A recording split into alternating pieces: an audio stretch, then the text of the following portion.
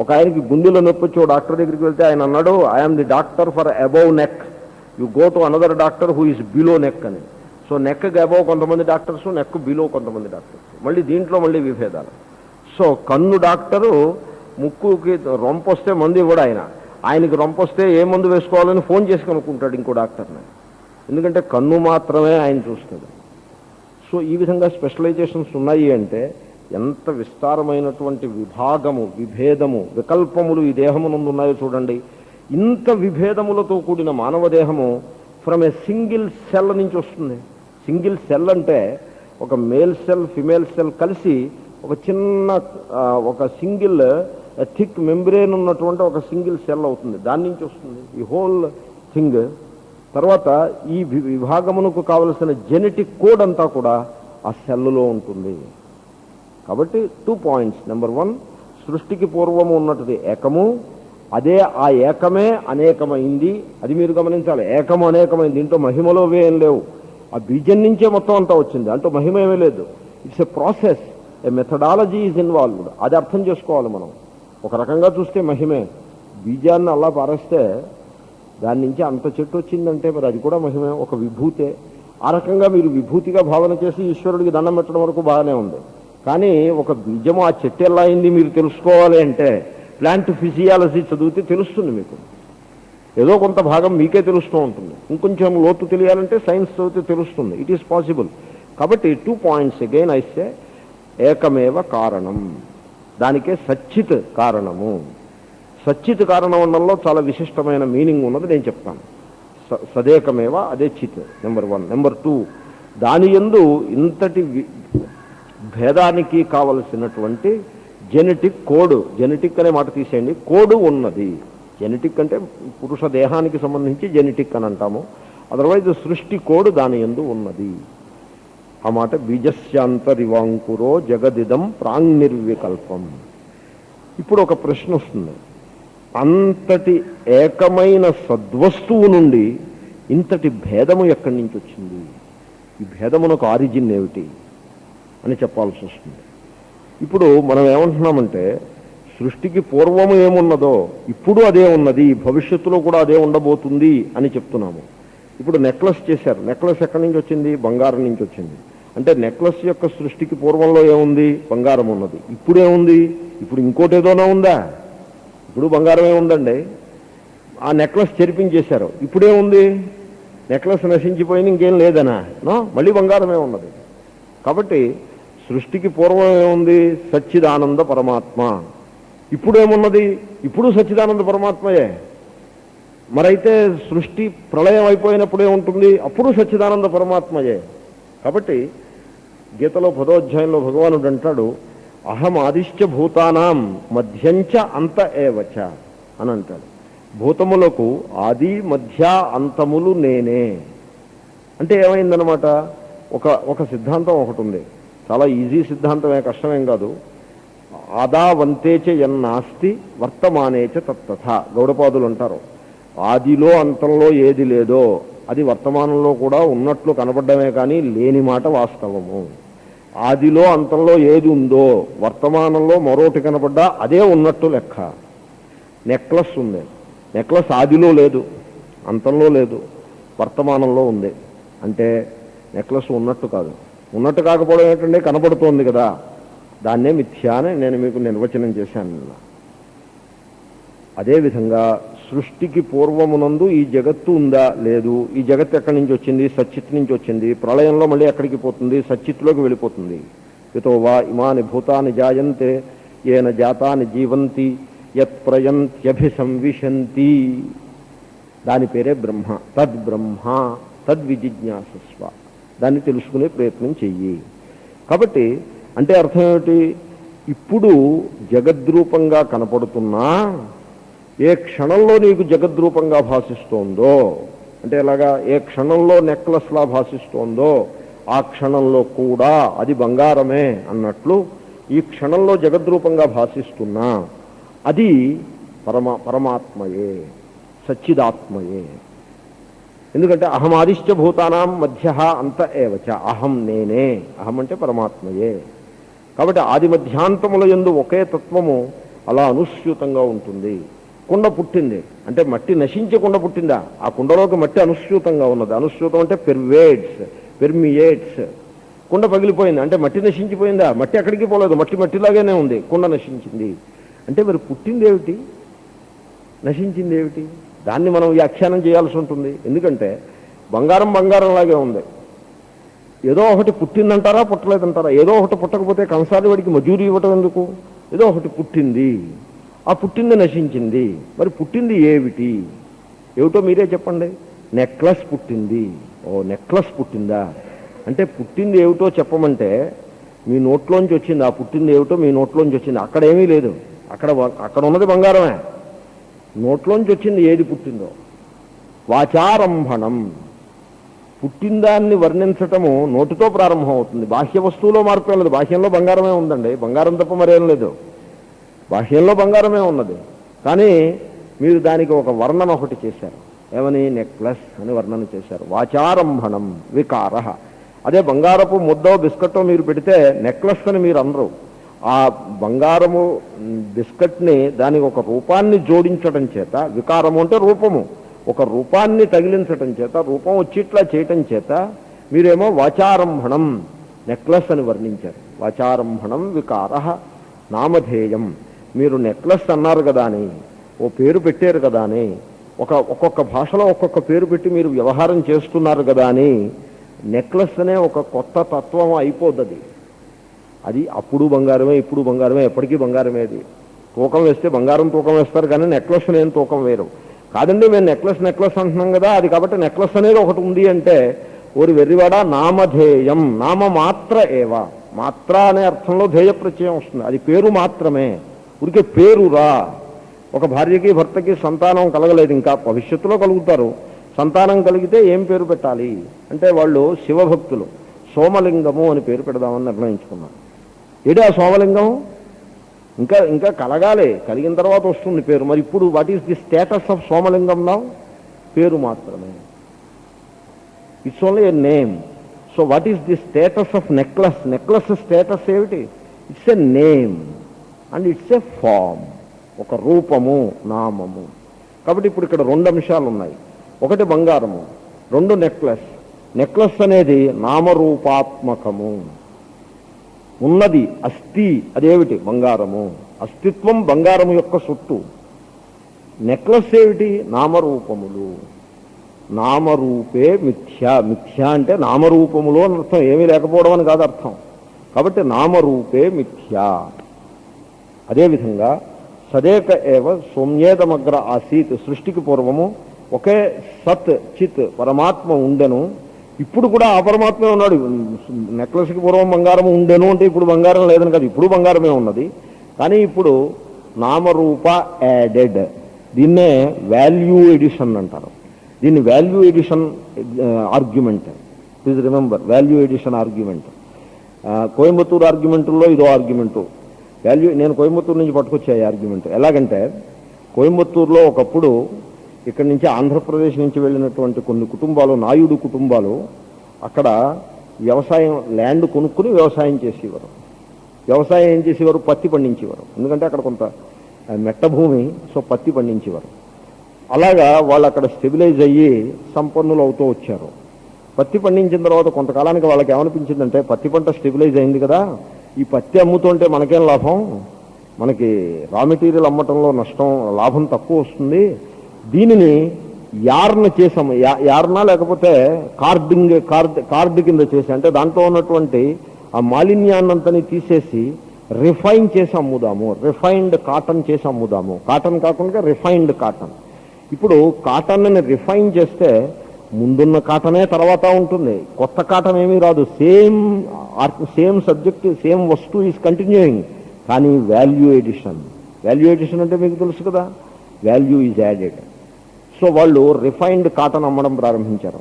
ఆ తర్వాత వాళ్ళలో ఇంకొంచెం ఎంటర్‌ప్రెన్యూర్‌షిప్ పెరిగి కాటన్ ఎందుకు యార్న్ అమ్ముదాము అని ఈ కాటన్ని యార్న్ కింద, దారం కింద స్పిన్ చేసి అమ్మడం ప్రారంభించారు. యార్న్. ఇప్పుడు ఈ కాటన్కి యార్న్కి తేడా ఏమిటి? కాటన్ పోయి యార్న్ కొత్తగా వచ్చిందా? No, same cotton is continuing to be as yarn.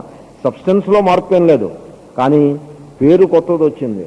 రూపం కొత్తది వచ్చింది, వాల్యూ ఎడిషన్. ఈ ఎడిషన్ ఎలాంటి ఎడిషన్ అంటే ఇది 1 లాగే ఉంటుంది. 1+ cotton plus refined cotton. It is still cotton only, it is nothing new పదార్థం ఏం కాదు. దాన్ని ఏమో spinning yarn, it is still cotton. Yarn చూపించి వాటి యార్న్ అంటే కాటన్ యార్న్ అనే అంటారు దాన్ని. ఎడిషన్ ఈస్ దేర్, బట్ వస్తువులాగే ఉంది. వాల్యూ ఎడిషన్ అంటే నామరూపాలు యాడ్ అవుతాయి అంతే. మీరు బంగారం 10 తులాలు బంగారం ఇస్తే మీకు నెక్లెస్ చేసి ఇస్తాడు. What he did to that? Value addition. ఆ వాల్యూనే మనం మజూరీ కింద పే చేస్తాం. అంటే వాల్యూ ఎడిషన్ అంటే ఏం చేసాడు దానికి? దాంట్లో కొంత ఇంతకు ముందు లేని తత్వాన్ని జోడించి ఇచ్చాడా మీకు? ఏదైనా కొంత కాపర్ కలిపి ఇచ్చాడని మీరు అంటే అనొచ్చు. అదర్వైజ్ బంగారం లాగా ఇచ్చాడు కదా. He doesn't add anything to that. 10 తులాలు ఇస్తే 10 తులాలే మీకు ఇచ్చేస్తాడు న్యాయంగా ఇచ్చిన సందర్భంలో. Then what is that he added? Value addition. Value addition అంటే అర్థం ఏంటో తెలుసిన? నామరూప ఎడిషన్ అని అర్థం.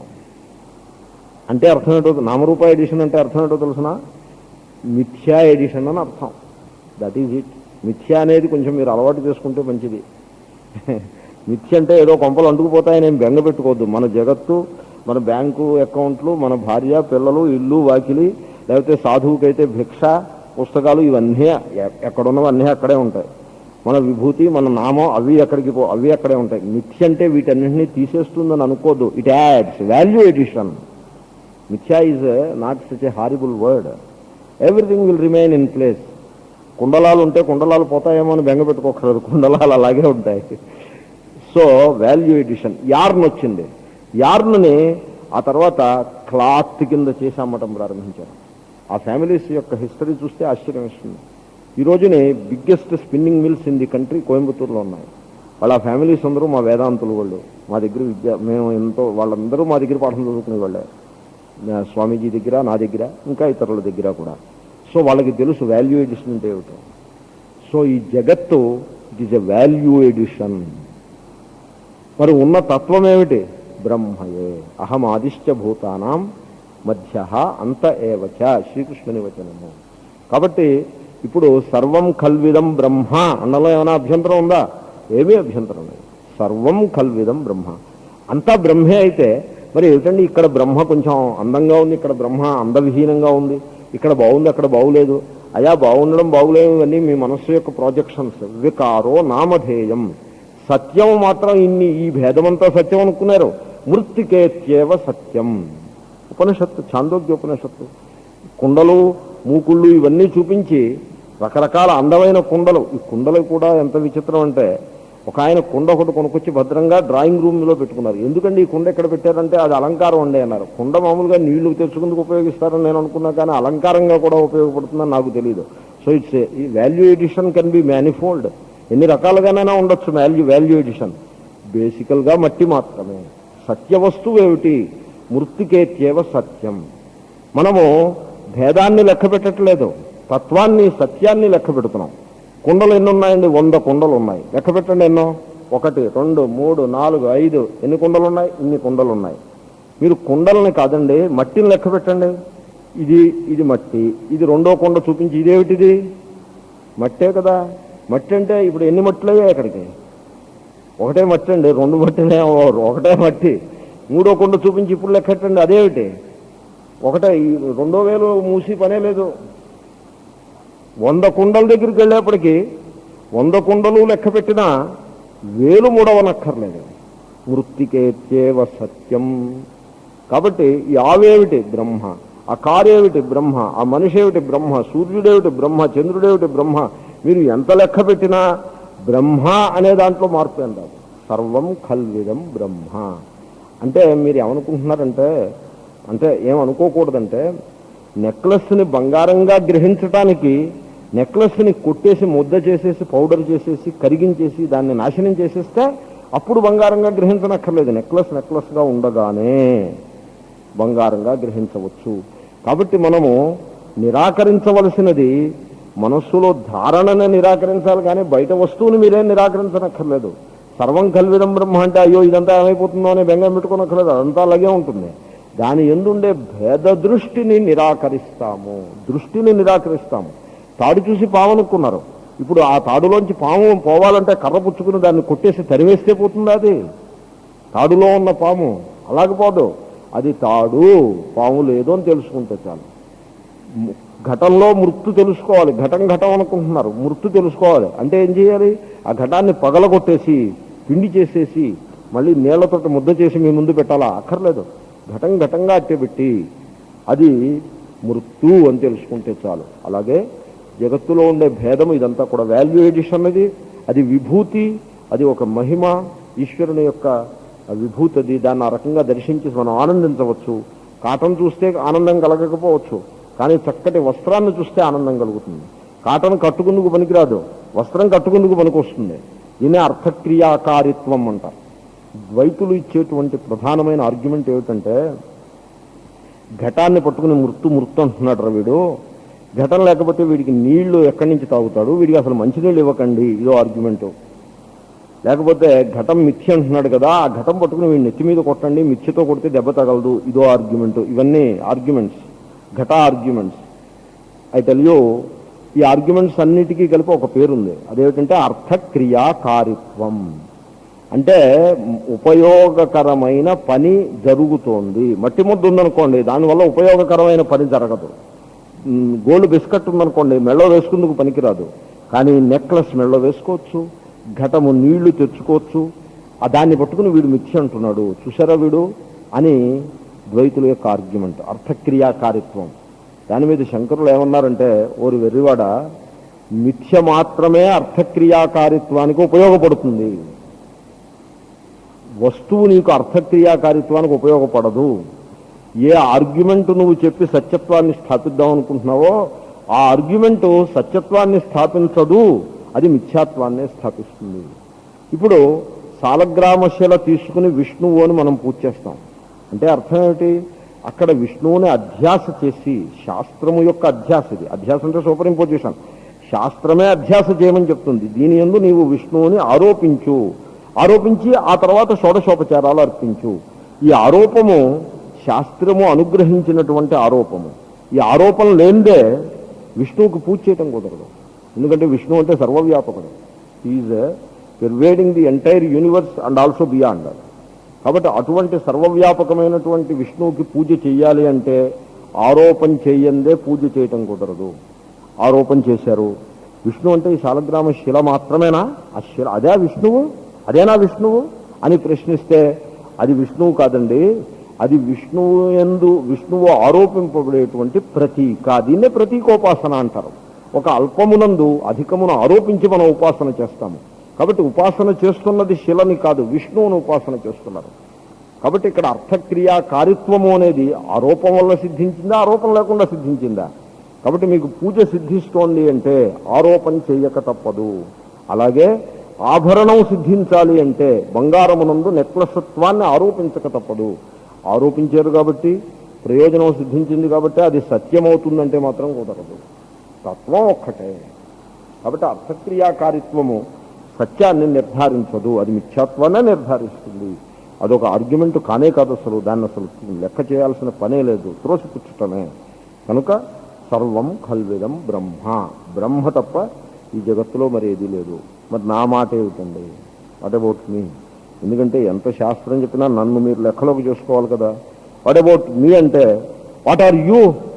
నువ్వేమిటో చెప్పు. నువ్వు దేహం హిరణ్య గర్భంలో భాగం, జగత్తులో భాగం, అది బ్రహ్మే. సర్వం కల్విదం బ్రహ్మలో కలిసిపోయింది. ఓన్లండి దేహం సర్వం కల్విదం, అన్ని దేహాలు సర్వం కల్విదం బ్రహ్మలో భాగం అయితే ఈ దేహం బయట ఉంటుందా? ఈ దేహంతో కలిపే సర్వం కల్విదం బ్రహ్మ. ఇది పంచభూతాలు బ్రహ్మలో విలీనం అయిపోయినాయి, ఇంకేమి. కాబట్టి దేహాన్ని నువ్వు కౌంట్ చేయకు. కాదండి, నేను చైతన్యం బ్రహ్మేనయా. అహమాత్మ గుడాకేశ సర్వభూతాశయ స్థిత. ఆ చైతన్యం మీద నేను అనే అధ్యారోపణ చేశావు. ఆకాశాన్ని పట్టుకుని ఇది నా ఆకాశము. ఓ మిత్రుడు ఫ్లాట్ చూపించాడు నాకు. ఈ దృష్టాంతం ఇంతకు ముందు చెప్పానేమో, ఫ్లాట్ దృష్టాంతం. సో దీనికి ఫ్లాట్ చూపించాడు, వెళ్ళాను, మళ్ళీ చెప్తున్నాను. ఆ ఫ్లాట్ ఏమిటి అన్నాడు. అంటే ఈ ఫ్లోర్ నీదా? కాదు, నా ఫ్లోర్ అయింది కాదు. ఎందుకని? ఫ్లోర్ కిందవాడు రూఫ్, అది పోనీ అది నాది అంటే అది నీది కాదు, ఎందుకంటే అది పైవాడి ఫ్లోర్, అది. ఈ గోడ నాది కాదు, ఎందుకంటే ఆ పక్కవాడి గోడ కూడా అది.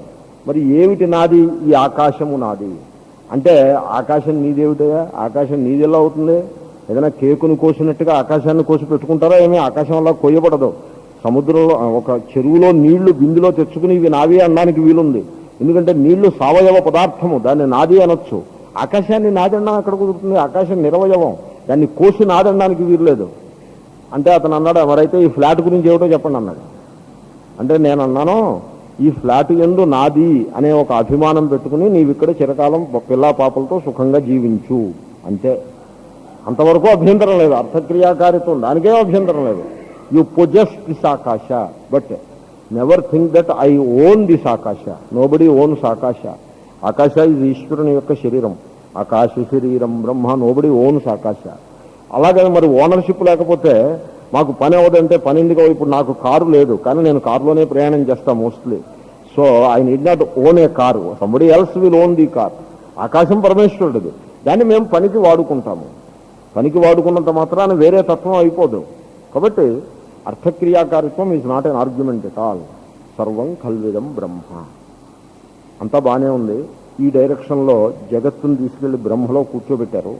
అసలు బ్రహ్మలోంచి జగత్ ఎలా వచ్చిందో చెప్పనే లేదే మీరు అంటే, అది రేపు చెప్తా. మాయా కల్పిత దేశకాల కలనా వైచిత్ర్య చిత్రీకృతం. అది చాలా సైంటిఫిక్ స్టేట్మెంట్. అది ఇట్స్ నాట్. ఐన్స్టైన్ మాట్లాడాడు అదే భాష. శంకరులు 2300 సంవత్సరాల క్రితం ఇదే భాషను మాట్లాడారు. ఈ భాష ఇలాగే ఉండిపోయింది. దక్షిణామూర్తి స్తోత్రం మన వాళ్ళు పారాయణ చేస్తూ సాష్టాంగ ప్రణామాలు చేస్తూ దాన్ని అలాగే అట్టపెట్టేసుకున్నారు. అక్కడ ఐన్స్టైన్ వచ్చి సరిగ్గా దీనికి ఇంగ్లీష్ ట్రాన్స్లేషన్ రాసేసి, ఇది చూసి కాదు, ఇండిపెండెంట్లీ ఇది చూసేసి ఆయన కనిపెట్టాడని మరి ఇదో భ్రాంతి. అదేమీ కాదు. ఈ పండితులను ఎత్తుకుపోయారు, ఈ పుస్తకాలు పట్టుకుపోయారు. I don't agree to that. Is a rishi. Rishi is a ఋషి. యూ షుడ్ యాక్సెప్ట్ ఎ ఋషి. కాబట్టి ఐన్స్టైన్ మహాశయుడు, మహర్షి. ఆయన ఆ ఋషి ఒక సత్యాన్ని దర్శించి ఆయన తనకు అర్థమైన ఇంగ్లీష్ భాషలో, జర్మన్ భాషలో ప్రకటించాడు. ఆ భాషకి ఈ భాషకి తేడా ఏమీ లేదు. ఈ విషయాన్ని రేపు క్లాసులో నిరూపించి ఈ శ్లోకం పూర్తి చేస్తాను. ఓం పూర్ణమద పూర్ణమిదం పూర్ణాత్ పూర్ణముదచ్యతే పూర్ణస్య పూర్ణమాదాయ పూర్ణమేవావశిష్యతే. ఓం శాంతి శాంతి శాంతి. హరి ఓం శ్రీ గురుభ్యో నమః.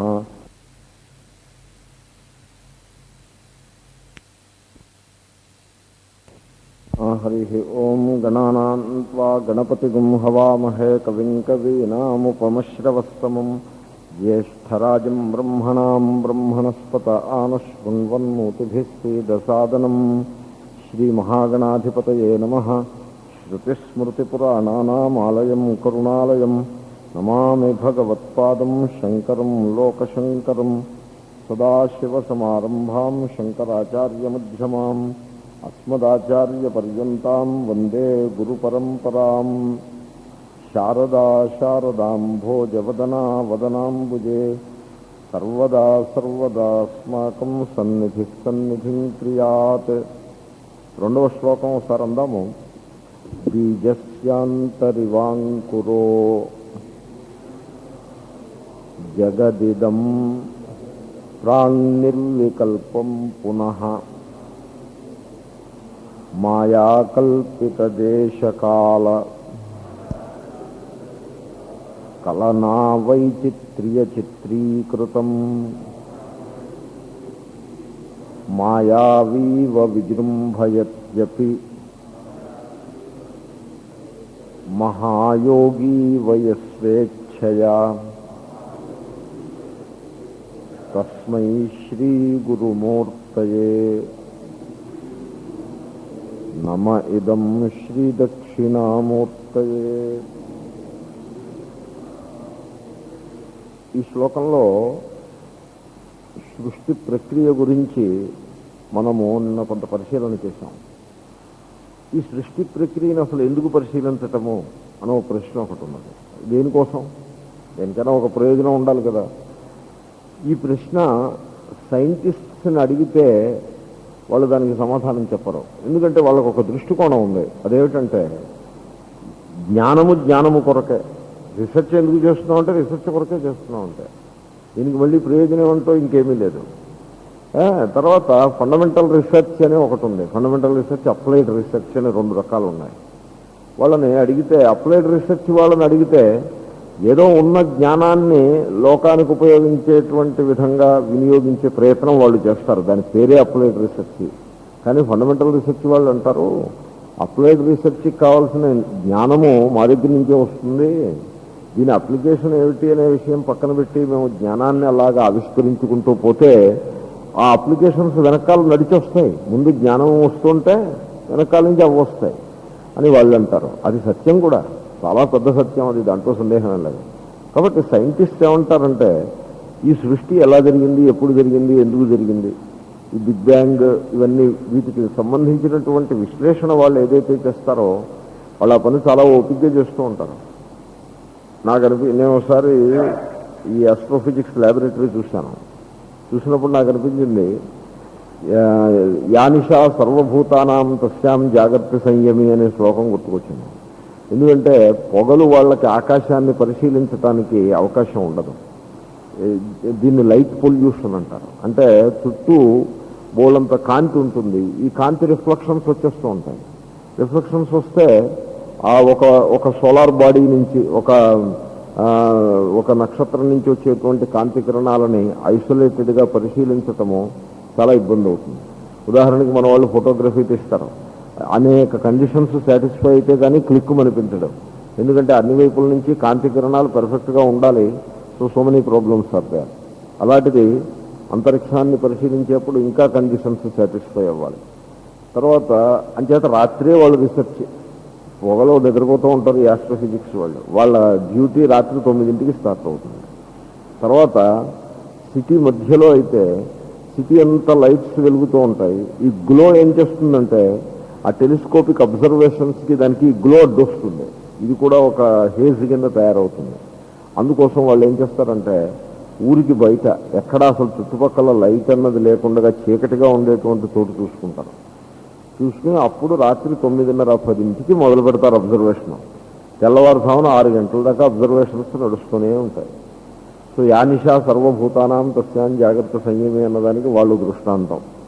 ఎందుకు ఇంత కష్టపడతారు అంటే ఏదో ఒక సత్యాన్ని, ఆ అంతరిక్షంలో ఉండేటువంటి విచిత్రాలని చూసే ప్రయత్నం చేస్తూ ఉంటారు. చూసి దాని నుంచి అసలు ఈ సృష్టి ఎలా పుట్టింది, ఎక్కడి నుంచి వచ్చింది బ్రహ్మాండము అని విశ్లేషణ చేస్తూ ఉంటారు. దానికి అదే ప్రయోజనం, ఇంకా వేరే ప్రయోజనం ఏం లేదు. కానీ వేదాంతులు దృష్టికోణం వేరు. వేదాంతులు చాలా ప్రాగ్మాటిక్ పర్సన్స్. వేదాంతులకు లక్ష్యశుద్ధి ఉంటుంది. లక్ష్యము మోక్షము, సర్వం కల్విదం బ్రహ్మ అనే శృతి ఉపదేశం ఏదైతే కలదో ఇట్స్ ఏ టీచింగ్. ఆ టీచింగ్ని మనం అర్థం చేసుకోవాలి. దాంట్లో చేయాల్సింది అదే. బైనామియల్ థీరం లాంటిది అది, లేకపోతే మరొక థీరం ఎలాంటిదో అలాంటిది అది. థీరం మీకు చెప్పగానే తెలియలేదనుకోండి, అప్పుడు మీరేం చేయాల్సి ఉంటుంది, ఆ థీరం నాకు తెలియలేదు కాబట్టి దట్ ఈజ్ రాంగ్ అని అంటారా? బైనామియల్ థీరం రాంగ్ అండి, లేకపోతే Pythagoras theorem wrong because I'm unable to understand it అని అంటారండి. అలా అనరు. మరి ఏమంటారు? I have to make an effort, there is something wrong in my understanding, దాన్ని తెలుసుకునే ప్రయత్నం మనం చేయాలి అంటారు. అలాగే తెలుసుకోవాల్సింది వేదాంతం. ఇదే ఒక బిలీఫ్ సిస్టమ్ ఉందనుకోండి, దాంట్లో మీరు తెలుసుకోవాల్సింది ఏం లేదు. చెప్పాను కదా, స్వాలో చేయటమే. వెదర్ మీకు ఇష్టం ఉంటే స్వాలో చేయండి, ఇష్టం లేకపోతే పక్కన పెట్టండి. అంచేతనే మనకి బిలీవర్స్ అండ్ నాన్ బిలీవర్స్ అని 2 కేటగిరీలు వచ్చేస్తాయి. ఏదో ఒక సిస్టమ్ ఉంటుంది, గాడ్ ఇన్ హెవెన్ అని ఏదో కోడ్ ఆఫ్ బిలీఫ్ సిస్టమ్ ఉంటుంది. మీకు ఇష్టమైతే నమ్మండి, ఇష్టం కాలేదనుకోండి నమ్మకండి. నమ్మకపోతే నువ్వు నరకానికి పోతావు అంటాడు. అది కూడా నమ్మడమా మాండమా అన్నది మనకి మీదే ఆధారపడి ఉంటుంది, ఏమో హూ నోస్.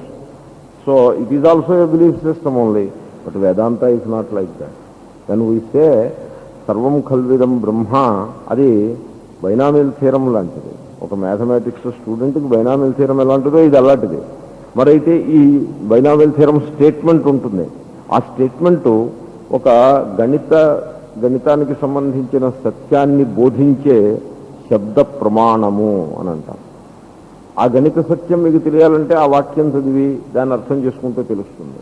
కాబట్టి కన్ను ఎలాగైతే రూపాన్ని చూపించే ప్రమాణమో, శబ్దము ఒక సత్యాన్ని మనకి బోధించే ప్రమాణము. కాబట్టి ఆ వాక్యము శబ్ద ప్రమాణము, ఒక బేసిక్ సత్యం, ఒక మ్యాథమెటిక్స్ సత్యాన్ని బోధించే ప్రమాణము. అలాగే సర్వం కల్విదం బ్రహ్మ అన్నది it's not a belief system. We are not asking you to believe anything. సర్వం కల్విదం బ్రహ్మ అన్నది it's a fact. It's an established fact, సత్యము. దానిని మనం తెలుసుకోవటములో కొంత సమస్య ఉన్నమాట వాస్తవము. ఎందుకంటే చాలా గంభీరమైన సత్యం. మీరు ఎప్పుడైనా ఐన్స్టైన్స్ థియరీ ఆఫ్ రిలేటివిటీ చదివితే మీకు తెలుస్తుంది సంగతి. 4 పేజీలు చదివేప్పటికీ అబ్బో ఇది మన వల్ల ఎక్కడ అవుతుందా అని మూసి పక్కన పెడతారు. It will be like that. Such a confusing thing it is. కానీ అలా వదిలిపెట్టేస్తే దూరంగానే ఉండిపోతుంది. మనం ఏం చేస్తామంటే మళ్ళీ ఆ 4 పక్కన పెట్టినా మళ్ళీ సాయంకాలం ఎప్పుడో కొంచెం మైండ్ మళ్ళీ ఫ్రెష్ చేసుకుని మళ్ళీ చదువుతాం. ఎందుకంటే Einstein's theory of relativity it is not gibberish, it is not some junk, it is not, it is the analysis of a truth. అది తెలుసుకోవటంలో మనకి ఆ మైండ్ ట్యూన్ చేసుకుని దాన్ని తెలుసుకునే ప్రయత్నం చేయాలి. Vedanta is like that. Please believe me, please have faith in me అని శాస్త్రం చెప్తోంది. So Einstein's theory of relativity నేను ఒకసారి చదివాను. Bertrand Russell he wrote a book on Einstein's theory of relativity. First 4 pages చదివేవాడికి పిచ్చెత్తినట్టు అయిపోయింది. I could not understand anything. Then what is wrong, then I put it aside. And then ఒక Russian author he wrote a small introductory book. అది చదివి ఆ concepts of relativity of time and స్పేస్ని జాగ్రత్తగా అర్థం చేసుకుని మళ్ళీ బెర్ట్రాండ్ రస్సెల్ పుస్తకం చదివితే then it falls in place. కాబట్టి మన అండర్స్టాండింగ్లో ఏదో లోపం ఉన్నది. దానిని మనం సరిచేసుకుని ఆ బుద్ధిశక్తిని సరిచేసుకుని మళ్ళీ అప్రోచ్ అవ్వాలి. సర్వం కల్విదం బ్రహ్మ ఈజ్ లైక్ దాట్. ఇదంతా బ్రహ్మ అంటే ఏమిటప్ప, ఇదంతా బ్రహ్మ అంటాడు ఏమిటినా? మైక్ ఉంది, ఆయన ఉన్నాడు, మనం ఉన్నాం, బిల్డింగ్ ఉంది, ఫ్యాన్లు ఉన్నాయి, ఎలక్ట్రిసిటీ పోతే బోడంత ఇబ్బంది ఉంది, ఇదంతా బ్రహ్మ అంటాడు ఏమిటినా? దోమ కుట్టినప్పుడు చూస్తూ ఊరుకోగలమా సర్వం కల్విదం బ్రహ్మ అని? ఇలా అనుకుంటాడా అనుకోడా? మరి సర్వం కల్విదం బ్రహ్మ అంటాడు ఏమిటి? It's all non sense. That is one approach. ఆ అప్రోచ్ ఒక పెద్ద హెల్దీ అప్రోచ్ కాదు. ఎందుకంటే సర్వం కల్విదం బ్రహ్మ అని నేనంటలేదు. లేదా శంకరాచార్యులు ఆయనకేదో పిచ్చిని ఆయన అనలేదు. శృతి వేదమాత అంటోంది సర్వం కల్విదం బ్రహ్మ అని. చాందోగ్య శృతి